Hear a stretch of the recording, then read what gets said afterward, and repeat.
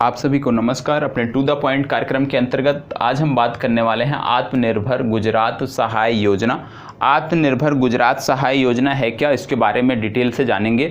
किन वर्गों को इसके तहत लाभान्वित किया जाएगा, क्या लक्ष्य है सरकार का, उन सब के बारे में डिटेल से हम बात करने वाले हैं। तो आइए देख लेते हैं कि आत्मनिर्भर गुजरात सहाय योजना है क्या। सबसे पहले बात आती है किस राज्य की है, तो प्रश्न में ही स्पष्ट है, गुजरात आ गया, मतलब गुजरात राज्य की योजना है, तो इसमें परेशान होने की ज़रूरत नहीं है। अब बात आती है कि किसके लिए है, तो इससे जो छोटे व्यापारी हैं गुजरात के अंतर्गत, जो कौशल युक्त लेबर है, या जो हमारे इलेक्ट्रीशियन हैं, या जो ऑटो रिक्शा ओनर हैं, इन सभी को इसके अंतर्गत लिया जाएगा, लाभान्वित किया जाएगा। इसमें कुछ ऐसे वर्ग भी सम्मिलित हो सकते हैं, सम्मिलित किया जाएगा जिनकी एक प्रकार से देखें आजीविका इस लॉकडाउन के पीरियड से प्रभावित हुई है, उनको भी इसमें लाभान्वित किया जाएगा।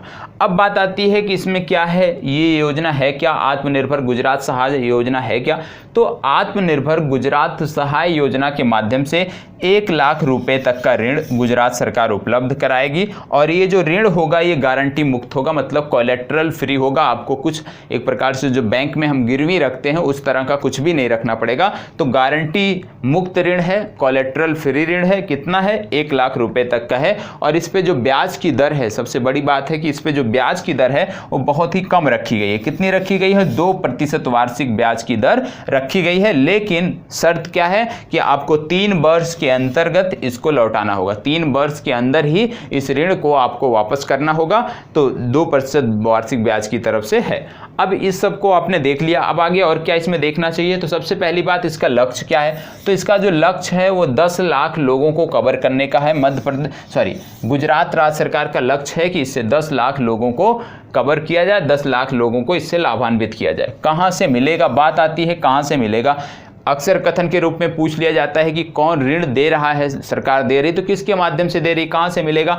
तो जो डिस्ट्रिक्ट कोऑपरेटिव बैंक हैं, जो स्टेट कोऑपरेटिव बैंक हैं, या जो अर्बन कोऑपरेटिव बैंक हैं, मतलब जो भी कोऑपरेटिव बैंक हैं, चाहे वो डिस्ट्रिक्ट कोऑपरेटिव हो, स्टेट कोऑपरेटिव या अर्बन कोऑपरेटिव, उन्हीं के माध्यम से ये ऋण उपलब्ध कराया जा रहा है। और इसके अतिरिक्त तो कुछ सोसाइटियाँ हैं गुजरात में, कुछ सोसाइटियाँ हैं जो भी वित्त उपलब्ध कराती हैं, तो उनको भी इसमें जोड़ा गया है। ठीक है, तो यहाँ पे ध्यान देने की बात क्या है, अभी उस पर देख लेते हैं। लेकिन अभी यहाँ से क्या देखना है कि कहाँ से मिलेगा, वो आपने देख लिया। आगे भी इसमें कुछ चीज़ें और हैं, जैसे इस गुजरात राज्य सरकार की कुछ और योजनाएं हैं जिसके बारे में हमें पता होना चाहिए, जैसे सुजलाम सुफलाम जल संचय अभियान हो गया, आंवरे आंगनबाड़ी योजना हो गया, मधुबन गाजर गुजरात सरकार ने बनाया था। गुजरात सरकार के अंतर्गत एक किसान है, गुजरात राज्य के अंतर्गत जूनागढ़ के किसान हैं, उन्होंने मधुबन नामक गाजर का एक प्रकार से देखिए उत्पादन किया था या उगाया था। तो इन सब के बारे में भी आपको पता होना चाहिए। लेकिन हम समग्र रूप से देख रहे हैं आत्मनिर्भर गुजरात सहाय योजना के बारे में, तो किन बिंदुओं को रटने की जरूरत है, ध्यान रखने की जरूरत है, उनको देख लेते हैं। सबसे पहली बात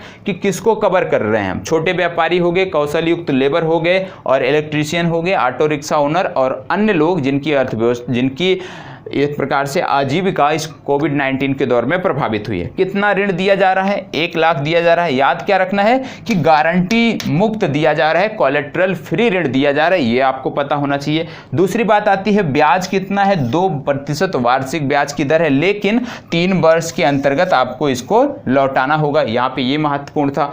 अब एक और जो महत्वपूर्ण पक्ष है इस प्रश्न में क्या है कि कितने लोगों को कवर करने का लक्ष्य है, 10 लाख लोगों को कवर करने का लक्ष्य है।